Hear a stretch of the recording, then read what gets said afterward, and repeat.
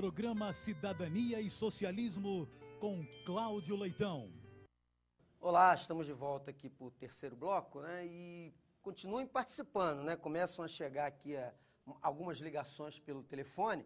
E o livro de hoje, né, que nós estamos ofertando aqui para você que participa, né, é As Batalhas do Castelo, do Domingos Pellegrini, né? Conforme eu falei, um autor paranaense da nova geração, né, da literatura nacional, e é um livro de ficção, uma história que se passa na Idade Média, e ele faz um paralelo com os dias atuais. Um livro bem interessante, que eu tenho certeza que você aqui que participa vai gostar de ler, né? E a leitura é fundamental, né, pessoal? É uma fonte de conhecimento, né? Ela alarga realmente os nossos horizontes, amplia, né, a cultura em todos os seus aspectos.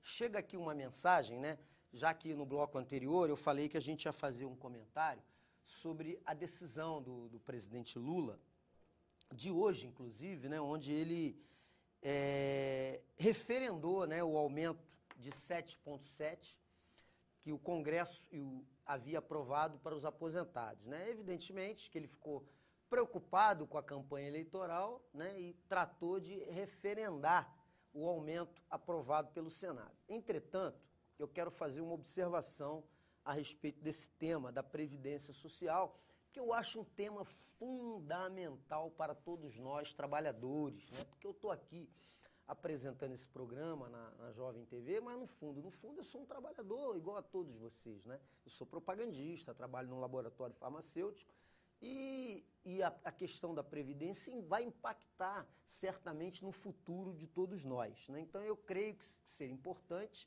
discutir esse assunto que não é democraticamente discutido nas redes de televisão e nos próprios jornais, né? Você escuta sistematicamente os economistas de plantão, os economistas do mercado dizerem que a Previdência é deficitária, e esse assunto não é devidamente debatido. Eu discordo. A Previdência não é deficitária. E vários outros economistas, eu inclusive sou economista também, vários outros discordam, só que não acham um espaço democrático para que essa questão seja devidamente discutida. Agora, o que eu quero colocar é que, ao mesmo tempo em que o nosso presidente ele referendou o aumento aos aposentados, ele vetou o fim do fator previdenciário, né? Vetou.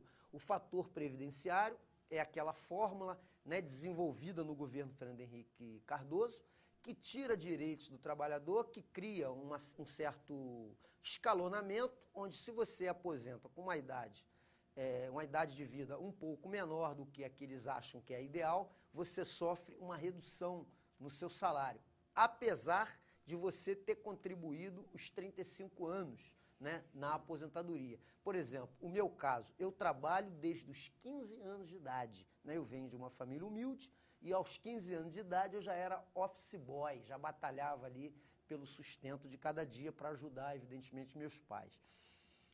E eu, por exemplo, eu tenho 33 anos de trabalho, ou seja, eu vou me aposentar cedo, mas eu comecei lá atrás, né? Vou me aposentar daqui a 2 anos. Pode ser que, evidentemente, eu queira desenvolver uma outra atividade, porque eu vou estar jovem, vou estar lúcido, mas isso é um problema de minha escolha, se eu me aposento ou se eu continuo desenvolvendo uma outra atividade profissional. Agora, o contrato que o governo tinha comigo, trabalhador, é que eu trabalharia 35 anos, recolheria para a Previdência Social durante 35 anos e eu, após 35 anos, poderia me aposentar. Eu tenho 49 anos de idade, me aposentaria com 51, 52 anos de idade. Né? Porque esse é aquele cidadão de classe mais humilde que começa a trabalhar mais cedo. Evidentemente, ele vai ter o benefício de se aposentar mais cedo. O que o presidente fez? Vetou esse fator, o fim do fator previdenciário, né, de um projeto que tinha sido aprovado lá no governo Fernando Henrique. O que eu quero dizer com isso é para mostrar a incoerência do PT e do presidente Lula nesse aspecto. Tá? Eu aqui estou me arriscando a falar de um presidente que tem 80% de aprovação popular, mas eu não vou fugir das verdades. Quando o Fernando Henrique aprovou o fator previdenciário no Congresso, o Lula e o PT foram contra.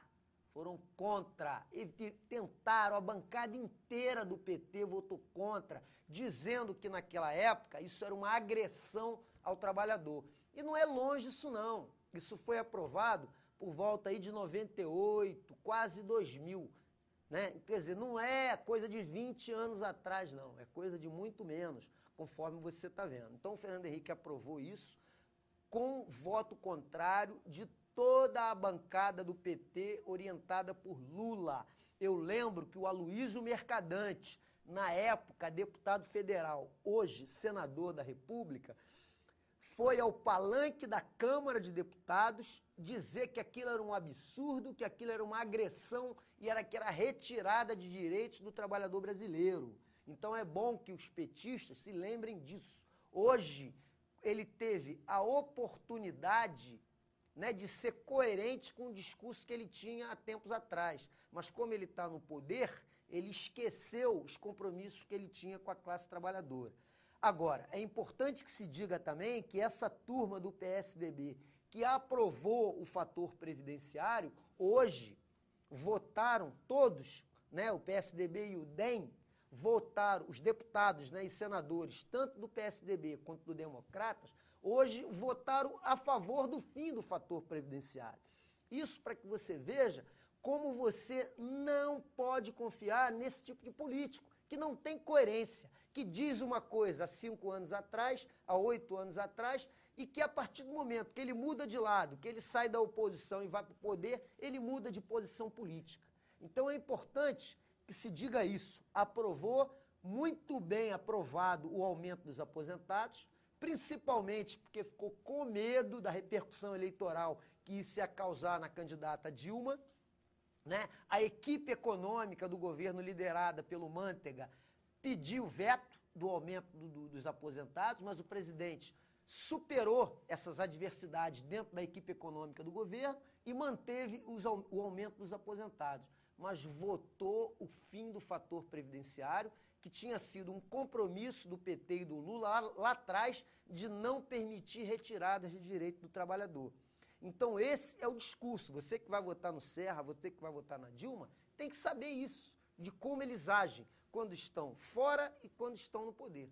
Tudo isso para que você reflita, conforme eu falei mais uma vez. Isso não é conclusão pronta, isso é informação para que você pese, bote isso aí numa balança e avalie todas as possibilidades e não vote apenas porque fulano é celebridade e Beltrano é celebridade. É importante a gente estar atento na campanha eleitoral, inclusive para presidente, que tipo de alternativas vão surgir principalmente durante o programa eleitoral na televisão, né, que é de grande importância, porque aquilo ali nos ajuda, né, a perceber o projeto e o programa de cada candidato. Então, por isso é que eu estou chamando atenção para essa questão.